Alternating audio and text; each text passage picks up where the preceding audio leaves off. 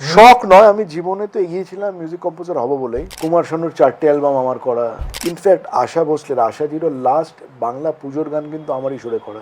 অন্যতম কলকাতা শহরের বাঙালি food entrepreneur Siladitya আজকের অনুষ্ঠানে আপনাকে স্বাগত। নমস্কার।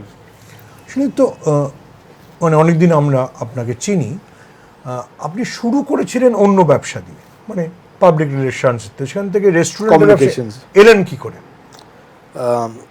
সুমন, আমি ছোটো থেকে খুব খাদ্যরসিক ছিলাম, যারা আমার বন্ধু বান্ধব আত্মীয় স্বজন জানে। ভীষণ খেতে ভালোবাসতাম।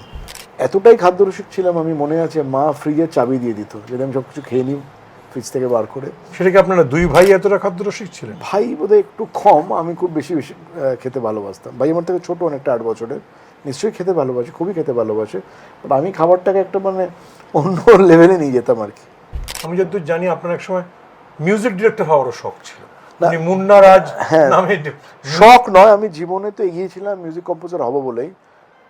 8 থেকে 10টা বাংলা ছবিতে মিউজিক করেছি, সব ওই সময়কার 91, 92, 93, 94। সিনেমা তো মিউজিক দিয়েছে। 8-10টা বাংলা ছবি করেছি। মহানায়িকা বলে একটা ছবি ছিল, রিলিজ অনে, ডিম্পল কাপাডিয়া হিরোইন ছিলেন। ওই ছবিতে আশাজি গান করেছিলেন আমার। আর পুজোর গান মনে হয় আমরাই ম্যাক্সিমাম করেছি। কুমার শানুর 4টে অ্যালবাম আমার করা, অমিত কুমারের 3টে অ্যালবাম আমার আপনি করা। সুরকার? আমি as music director, as music composer অনেক গান কুমার করেছি। শানু সে গান মনে আছে? একটা গান এখনো স্টেজে করে, তাই? একটা গান ঘুম ঘুম চোখে বলে, ওই গানটা শানুদা এখনো স্টেজে ওই গানটা আমরা শুনতে চাইবো কিন্তু। ঠিক আছে, শানুদা স্টেজে করে, অমিতের অনেকগুলো গান। ইনফ্যাক্ট আশা ভোসলের আশাজিরও লাস্ট বাংলা পুজোর গান কিন্তু আমারই সুরে করা, বছর 7 আগে বেরিয়েছিল। That was our last Bengali song.